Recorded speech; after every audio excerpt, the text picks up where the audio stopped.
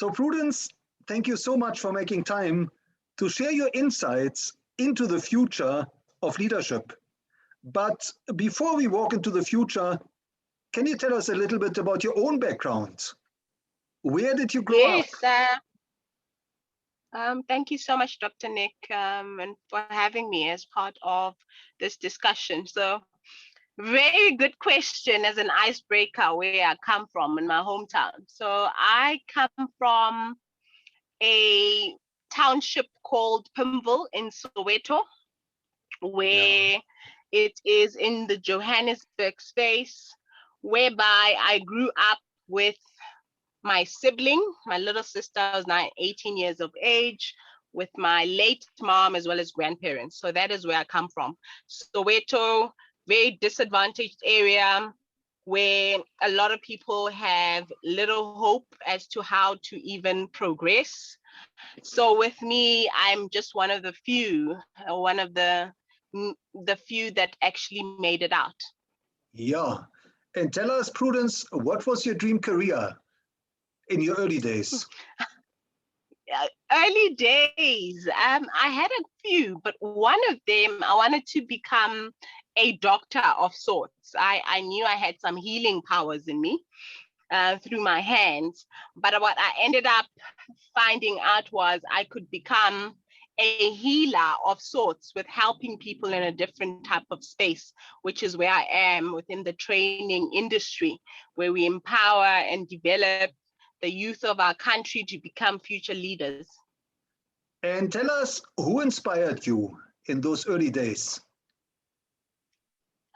I would say, remember what I mentioned earlier on around me living in a little bubble within a township. The only people that I could really look up to were the people that were around me in my household. So, like my grandmother, being a strong woman like she is, having 6 kids.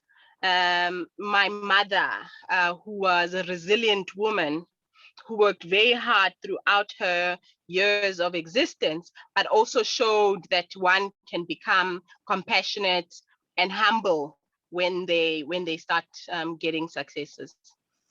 And Prudence, looking back over your career, would you say there was a major turning point where things could have gone different? 100%. I remember after matric, as a child, obviously you are looking to your parents to be the ones who would assist you to fulfill your career dream. And I remember showing them my results, having passed really well with my matric, and they could not offer me that opportunity because they did not have the monetary component to take me to varsity. But I remember a month later, me being woken up by my friend saying there is an opportunity that one can get. And it was about 10 kilometers away from home where they were offering bursary programs. And at that pivotal moment, I could have gone, no, I do not want to go because I do not have the monetary component to be able to walk there. And she said, this was the last day that they're offering these bursaries. And I decided at that moment to take a quick bath and to walk that 10 kilometers, stand in line. And a month later, I did get that bursary opportunity. Well done. And tell us, what is driving you today? What is the burning desire that is driving Yes. me today? It's the people that surround me, the team members I have as part of my business that I call family, my kids, my little sister, it's Yeah. the people I think that are surrounding me that are so heavily reliant on me and my successes in order for their successes to also thrive. So I would say definitely the people. Now, Prudence, looking into the future, and I know it's a big question, but what does the future of leadership mean to you? Future of leadership, I think it encompasses a variety of components. I think one needs to be not only a leader, but be able to be led as well. being agile in your approach. I think we've seen with COVID-19 hitting us as a world, if you are a stagnant leader and are unable to be flexible in changing your strategies or vision, it will be very hard for you to be alive or kicking or growing your business within the next couple of years. Now, Prudence, you are building future leaders. Can you tell us, what do you consider most important for building and empowering future leaders? In order to build a future leader, I would say you need to look at various components. Look at the industry. You need to look at their upbringing. You need to be able to customize various programs. So there is no one size fits all. You need to bring in industry leaders to participate and transfer skills to those individuals. But I also feel that there needs to be a component of accountability for those individuals that are participating in our different programs, training programs. So I think for me, it's a combination of industry, of the individual that's getting the opportunity, but also a lot of soft skills training that is also integrated. And tell us, Prudence, when you address future leaders, what is it you tell them about social media? How should they handle and navigate social media to build their own brand? Yeah, very good question right there.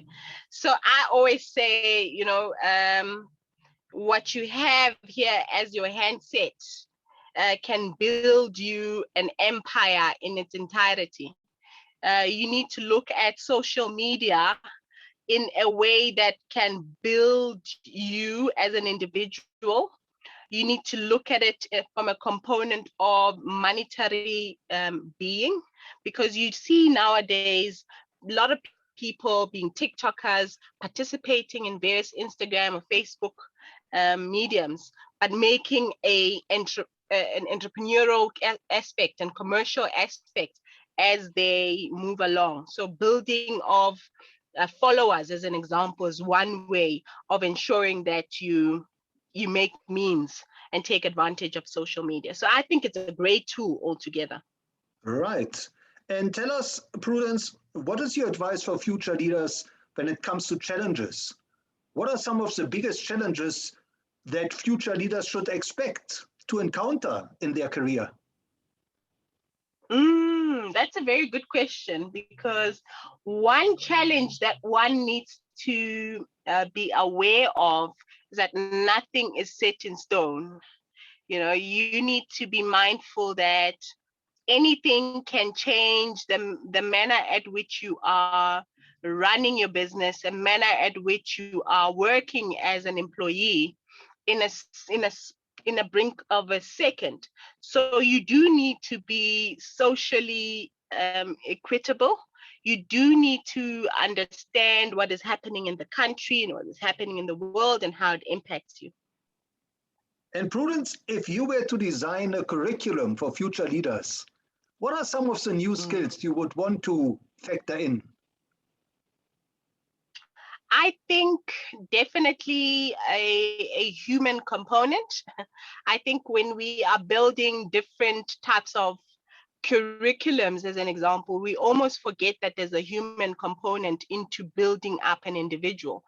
We sometimes take technical abilities or technical skills as a form of what needs to be done. However, there's also the underlying components of building up the individual, the presentation skills, how they need to talk in front of people, communication skills, work ethic. So there's, I think, a lot of components around human skills and soft skills.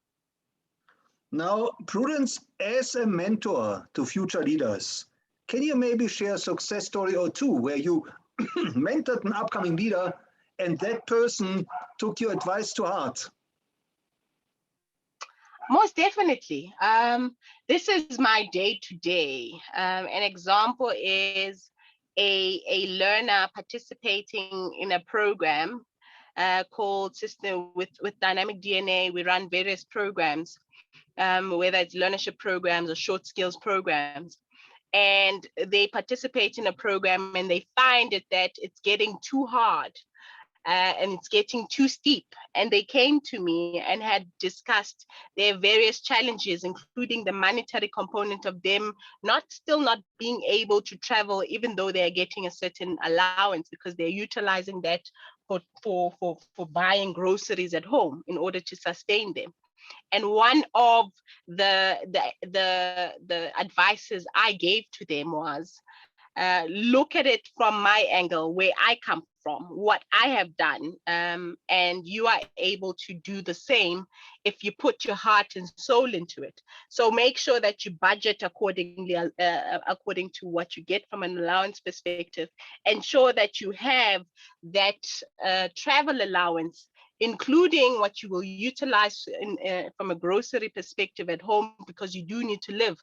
But look at the bigger vision. Do not be short-sighted. Look at what will become of you once you complete the program. And they did. And I'll also give you an example of a girl that completed a program about 5 years ago. And she would walk from Hyde Park to Tembisa, and that's about 40 kilometers each and every day. Whoa. And I remember speaking to her and saying, it doesn't matter who sees you walking. It's about the journey that you will complete then thereafter. And she's now working as a software tester. 5 years later, she has built a home for her family, drives a car. So stories like that are really touching, and you see them growing from a certain level to the other. Thank you, Prudence. And tell us, who are the role models of leadership that you've encountered in your own journey that you would recommend future leaders should study and learn from? Yes, so I think there's a variety of them, but I'll just name a few. So within our group, Dynamic Technologies, I'd say Chris Wilkins, who's the Chief Executive Officer of the group. You also have Amanda Dambuza, who is a CEO at Uyandiswa. You know, people like that inspire you, where they started and where they are currently, but also their humility as they have been doing this for years, but still are able to sit you down, give you advice, and still want nothing but the best for the future leaders themselves. And Prudence, how can our listeners get hold of you, and where should they follow you? Yes, so they can get a hold of us on different social media platforms. On LinkedIn, they can look for Prudence Mabitsela or Dynamic DNA. Alternatively, they can look for Prudence Mabitsela 1 on Twitter. They can also find us on www.dynamicdna.co.za. Email address is prudence@dynamicdna.co.za. Telephone number 011-759-5940. And last but not least, Prudence, is there one piece of advice that you would really like to convey to future leaders that they should implement in their own life? 100%. So I would say work hard. I am one person that hardly ever sleeps, purely because I feel that if you are wondering or your mind is wandering a lot, it's best to just be productive. So utilize the idling time in order to be productive and build up your own life, to be more successful, whether it is at school or within your own business. Well, Prudence, thank you so much for sharing your insights and your wisdom into the future of leadership and reminding us that the human element is so important, especially today. Thank you very much, Dr. Nick. Thank you so much for having me.